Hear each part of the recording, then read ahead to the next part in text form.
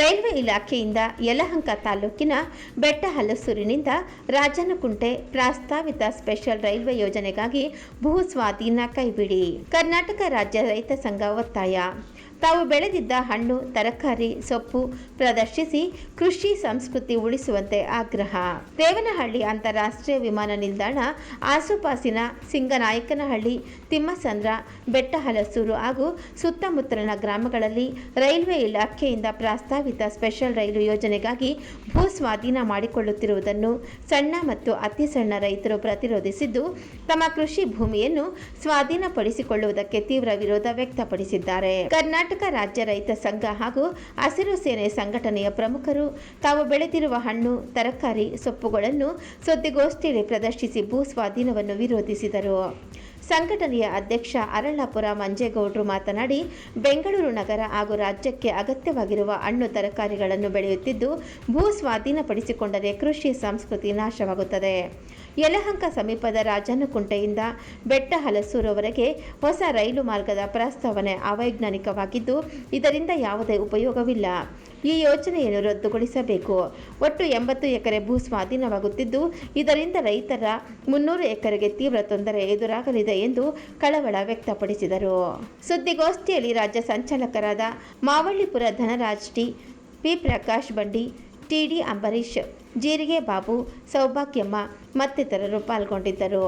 ರಾಜ್ಯಾದ್ಯಂತ ಹಲವು ರೈಲ್ವೆ ಯೋಜನೆಗಳು 2-3 ದಶಕಗಳಿಂದ ಬಾಕಿ ಇದ್ದರೂ ರೈಲ್ವೆ ಅಧಿಕಾರಿಗಳು ಆ ಯೋಜನೆಗಳನ್ನು ಜಾರಿಗೆ ತರಲು ಯಾಕೆ ನಿರಾಸಕ್ತಿ ತೋರುತ್ತಿದ್ದಾರೆ ಎಂಬುದು ಅರ್ಥವಾಗುತ್ತಿಲ್ಲ. ಕೆಲವು ಪ್ರಸ್ತಾವಿತ ರೈಲ್ವೆ ಯೋಜನೆಗಳು ಸುಮಾರು ದಶಕಗಳಿಂದ ಬಾಕಿ ಉಳಿದಿವೆ. ಚಿಕ್ಕಬಳ್ಳಾಪುರ ಗೌರಿಬಿದನೂರು ನಡುವಿನ 44 ಕಿಲೋಮೀಟರ್ ಉದ್ದದ ಹೊಸ ಯೋಜನೆಯನ್ನು ರೂಪಾಯಿ 367.77 ಕೋಟಿ ವೆಚ್ಚದಲ್ಲಿ ಕೈಗೆತ್ತಿಕೊಳ್ಳಲು ಪ್ರಸ್ತಾವಿಸಲಾಗಿದೆ. ಅದೇ ರೀತಿ ಶ್ರೀ ಸತ್ಯಸಾಯಿ ಪ್ರಶಾಂತಿ ನಿಲಯಂ ಚಿಕ್ಕಬಳ್ಳಾಪುರ ನಡುವಿನ ಮತ್ತೊಂದು ಯೋಜನೆಯನ್ನು ಸುಮಾರು 650 ಕೋಟಿ ರೂಪಾಯಿ ವೆಚ್ಚದಲ್ಲಿ ಪ್ರಸ್ತಾಪಿಸಲಾಗಿದೆ. ಆ ಯೋಜನೆಗಳ ನಿರ್ಮಾಣ ಕಾರ್ಯಾರಂಭಿಸಲು ಯಾವುದೇ ಕ್ರಮ ಕೈಗೊಂಡಿಲ್ಲ ಎಂದು ಹೇಳಿದರು. ಬಿಜಿ ನಂಜುಂಡಪ್ಪ ಅಂತ ಬೆಟ್ಟಾಲ್ಸೂರು ನಂಜುಂಡಪ್ಪ ಕಡತಿನಮಲೆ. ನಾನು ರಾಜ್ಯ ಕಾರ್ಯದರ್ಶಿ, ಕರ್ನಾಟಕ ರಾಜ್ಯ ರೈತ ಸಂಘ. ಇಲ್ಲಿ ಪತ್ರಿಕಾಗೋಷ್ಠಿಗೆ ಬಂದಿರೋ ಉದ್ದೇಶ ಏನು ಅಂತಂದರೆ, ಇವರು ಅವೈಜ್ಞಾನಿಕವಾಗಿ ಬೆಟ್ಟಾಲ್ಸೂರು ರಾಜನಗುಂಟೆ ರೈಲ್ವೆ ಯೋಜನೆ ಜಾರಿಗೆ ತರಕ್ಕೆ ರೈಲ್ವೆ ಇಲಾಖೆ ಮತ್ತು ಕೇಂದ್ರ ಸರ್ಕಾರಗಳು ಮತ್ತು ಈಗಿನ ಸರ್ಕಾರಗಳು ಯೋಜನೆ ರೂಪಿಸೋಕ್ಕೆ ರೆಡಿ ಮಾಡವ್ರೆ. ಅದ್ರ ವಿರುದ್ಧ ನಾವು ಇಲ್ಲಿ ಪತ್ರಿಕಾಗೋಷ್ಠಿ ಮಾಡ್ತಾಯಿದ್ದೀವಿ. ನಮ್ಗೆ ಈ ರೈಲ್ವೆ ಟ್ರ್ಯಾಕ್ ಹಾಕ್ತೀವಿ ಅಂತ ಯಾವುದೇ ಒಂದು ನಮ್ಗೆ ಮಾಹಿತಿನೇ ಇಲ್ಲ. ಮಾಹಿತಿ ಇಲ್ದಿರ ಇವರು ಏಕಾಏಕಿ ಕಳ್ಳರು ಬಂದ್ಬಿಟ್ಟು ಯೋಜನೆ ಜಾರಿ ಮಾಡೋಕ್ಕೆ ಈ ರೈಲ್ವೆ ಇಲಾಖೆ ಸರ್ಕಾರಗಳು ಇದು ಮಾಡವ್ರೆ. ಅಧಿಕಾರಿಗಳು ಸುಮಾರು ಒಂದು 70-80 ಎಕರೆ ಇದರಿಂದ ನಮ್ಗೆ ತೊಂದರೆ ಆಗ್ತದೆ. ಆಮೇಲೆ ಈ ರೈಲ್ವೆ ಪ್ರಾಜೆಕ್ಟ್ ಮಾಡಿದ್ರೆ ಎಲ್ಲ ಅನಾನುಕೂಲ, ಯಾವುದೇ ರೈತರಿಗೆ ತೊಂದರೆ ಆಗಲ್ಲ, ಯಾವುದೇ ರೈತರಿಗೆ ಅನುಕೂಲ ಆಗಲ್ಲ, ಎಲ್ಲ ತೊಂದರೆನೇ. ಇವ್ರು ಮಾಡೋ ಅಂಡರ್ ಪಾಸ್ಗಳು, ಫ್ಲೈಓವರ್ಗಳು ಎಲ್ಲ ಅನಾನುಕೂಲನೇ.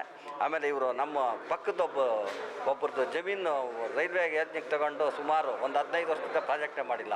ಆಮೇಲೆ ಅಂಡರ್ ಪಾಸ್ ಮಾಡ್ತೀನಿ ಅಂದ್ಬಿಟ್ಟು ಅಂಡರ್ ಪಾಸ್ ಮಾಡಿದ್ರೆ ಬಿಲ್ ಹೊಡೆದವ್ರೆ. ಆದರೆ ನಾವು ಫ್ಲೈಓವರ್ ಎಲ್ಲ ಸ್ಯಾಂಕ್ಷನ್ ಮಾಡಿಸ್ಕೊಂಬಂದಿದ್ದೀವಿ. ಆದ್ರೂ ಇವ್ರು ಮಾಡೋದೆಲ್ಲ ಕಳಪೆ ಕಾಮಗಾರಿ ರೈಲ್ವೆ ಇಲಾಖೆ. ಅದರಿಂದ ನಮ್ಗೆ ಇವ್ರೇನ ಈ ಯೋಜನೆ ಮಾಡ್ತೀವಿ ಅಂದರೆ ನಾವು ವಿಷ ತಗೊಂಡು ಕುಡಿಯೋಕ್ಕೆ ಸಿದ್ಧ ಆಗ್ತೀವಿ. ಆಮೇಲೆ ನಾವು ಇವತ್ತು ಬಂದಿರೋದು ಒಂದು 50-60 ಜನ ರೈತರು ಬಂದಿರ್ಬೋದು. ಮುಂದೆ 1000 ಜನ 100 ಜನ ಬಂದ್ಬಿಟ್ಟು ನಾವು ಇದು ರೈಲ್ವೆ ಯೋಜನೆ ವಿರುದ್ಧ ಪ್ರತಿಭಟನೆ ಮಾಡೋಕ್ಕೆ ಸಿದ್ಧ ಆಗ್ತೀವಿ. ನನ್ನ ಹೆಸರು ಜೀರಿಗೆ ತೋಂಡದಾರ್ಯ, ಬೆಟ್ಟಲ್ಸೂರು ಗ್ರಾಮಸ್ಥರು. ನನ್ನ ಜಮೀನಿನಲ್ಲಿ ಆಲ್ರೆಡಿ ಒಂದು ಅಂಡರ್ ಪಾಸ್ ಮಾಡಿದ್ದಾರೆ, LC6 ಅಂತ. ಇದು ನಮ್ಮನ್ನು ಏನೋ ಕನ್ವೀನಿಯನ್ಸ್ ಮಾಡಿದ್ರು, ನಾನು ಬಿಟ್ಕೊಟ್ಟೆ. ಆದರೆ ಇದುವರೆಗೂ ನನ್ನ ಕಾಂಪೋಸಿಷನ್ನು ಬರಲಿಲ್ಲ. ನನ್ನ ಜಮೀನಿಗೆ ರಸ್ತೆಗೆ ಹೋಗೋಕ್ಕೆ ದಾರಿನೂ ಇಲ್ದಂಗೆ ಆಗ್ಬಿಡ್ತು. ಆ ಪರಿಸ್ಥಿತಿ ಒಳಗೆ ರೈತರಿಗೆ ತೊಂದರೆ ಕೊಡ್ತಾವ್ರೆ ರೈಲ್ವೆ ಇಲಾಖೆಯವರು. ಸುಮಾರು 2014ರಲ್ಲಿ ಪ್ರಾರಂಭ ಮಾಡಿದ್ದು, ಇದುವರೆಗೂ ಅದನ್ನು ಕೆಲಸ ಮುಗಿಸ್ಲಿಲ್ಲ.